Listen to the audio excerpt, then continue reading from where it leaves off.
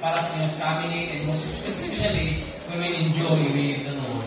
And now, with the love and the power of the Father, the grace and the blessings of the Son, the communion and the anointing of the Holy Spirit be with us, both now and forevermore. Amen and amen.